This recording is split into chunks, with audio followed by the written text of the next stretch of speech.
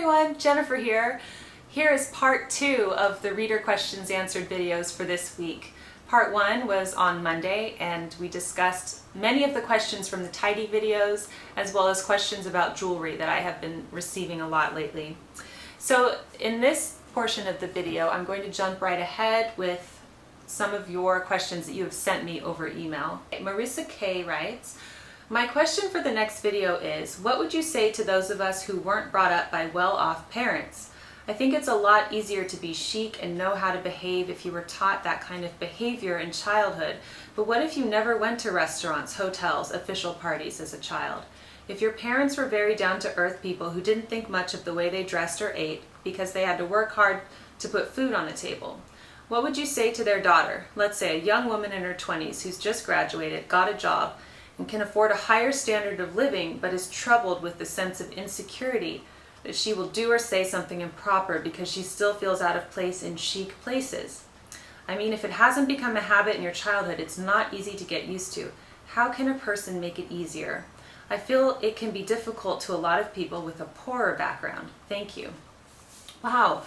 Marissa, thank you for sending me this question.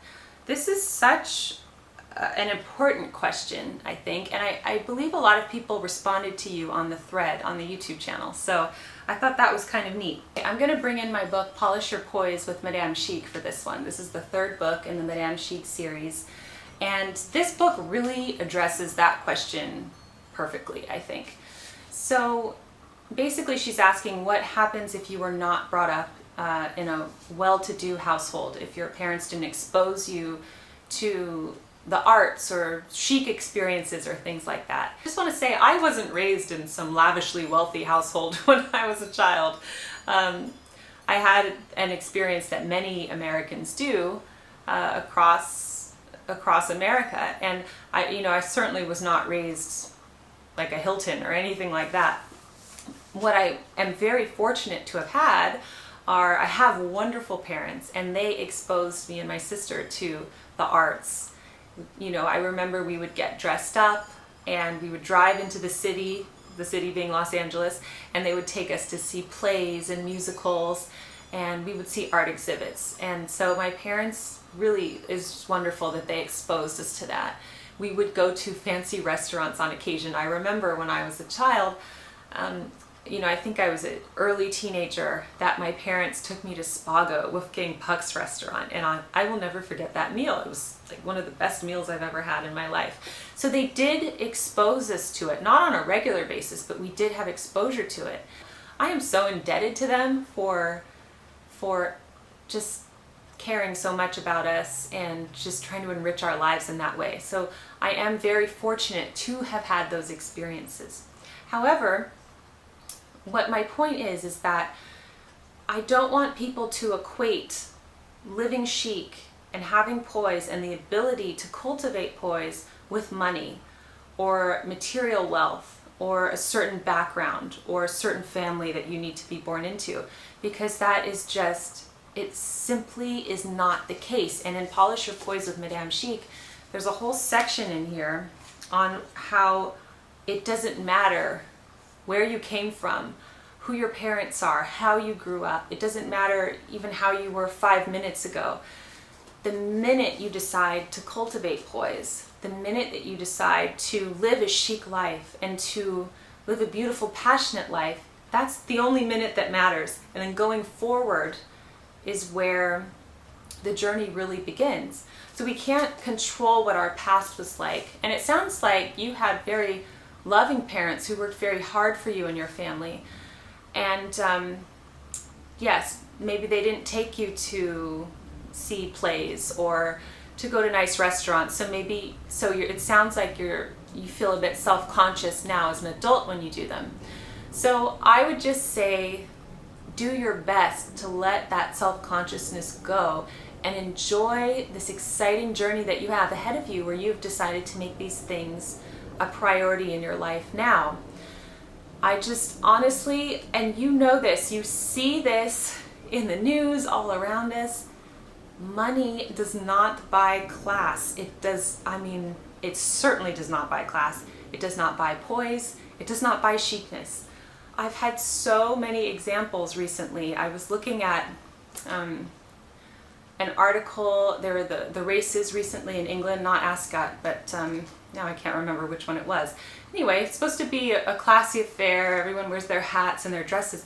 I just saw pictures and images of just the worst behavior. It shows money does not buy class. I just had breakfast with my friend Joy this morning, and she was telling me she went to a Lakers game last night, and they had really good seats, and she was just observing the people in the front rows, and these are the people with lots of money and connections, and she was just shocked by the behavior, by the dress. So money has nothing to do with it. If you can find yourself in a situation where, let's say you go to a museum, which most museums are free to visit, that's something that anybody can do. And you know, you can dress well on any budget. As I've always said, poise is free. Decorum, class, self-respect, all of that's free. So it shouldn't have anything to do with money. My advice to you is to just look on your past with appreciation and take what you can from it, and going forward, just commit to living a chic lifestyle, beautiful, poised lifestyle. It is hard this day and age because we are few and far between. You will notice that. I get people saying all the time, and this is such a nice compliment, that my YouTube channel is such a nice oasis in this world of this crass world that we live in. And that is my goal, is to provide a space that is, you know, has some beauty and class to it over here on this, our little tiny corner of the internet. But just shine your light. You will be perfect. Don't worry about it, and have fun. Enjoy the journey and the adventure. Okay, next question comes from Basia S. I hope I'm saying that correctly. Basia, who writes, she wants to know how to attract the right girlfriends into my life. I'm very outgoing and I don't have a problem with talking to people, yet it seems that she attracts women into her life whose mindset's very negative and demotivating, that she doesn't have much in common with. It's very interesting that I don't have this problem with men. Any suggestions on how to change that? Thank you. Okay, so this is a good question, because as women, girlfriends are so important to us. You know, I love seeing my girlfriends. It's like a recharge on me. And I have a regular breakfast with one of my friends each week, and it's just wonderful to just laugh with her.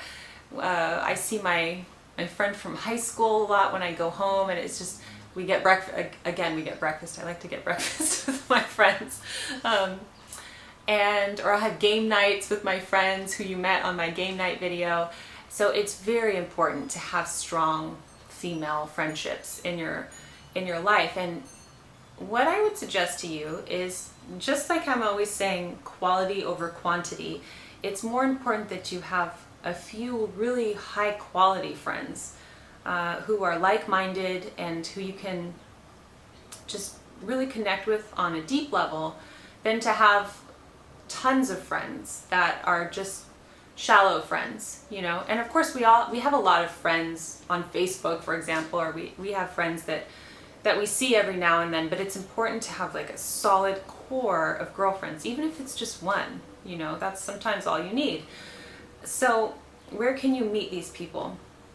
Well, a lot of people meet their friends at work, or other mothers in the school, or church. One of my very best friends is from church, and it's just a great place to meet people who are like-minded, who share your values, and who you can just be real with, your authentic self.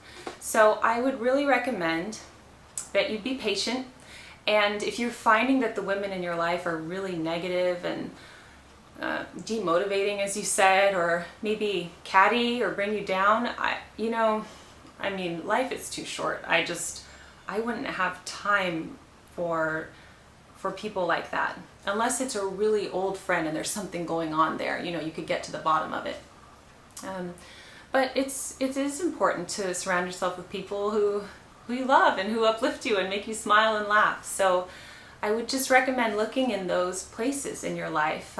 Think about what your interests are. If you have a hobby, maybe you can join a club, and maybe you can meet a friend there who has the same hobby, that type of thing. But I wish you the best of luck, and remember to just keep striving for quality over quantity. In Polish Your Poise with Madame Chic, I do quote Proverbs where it says, "He who walks with the wise grows wise, but a companion of fools suffers harm." And that's true. You have to be careful who your friends are and who you hang out with. So that's my advice to you, and good luck. Let me know how it goes. Keep up with me and let me know. Check back in the blog, and I'd love to hear about your journey. I'd love to hear from you about any of the topics that we've discussed in these videos for the Reader's Questions Answered. And if you have any questions you'd like to ask me, just go ahead and leave them in the comment section below. Thank you so much for joining me on the Daily Connoisseur. I'll see you soon. Bye!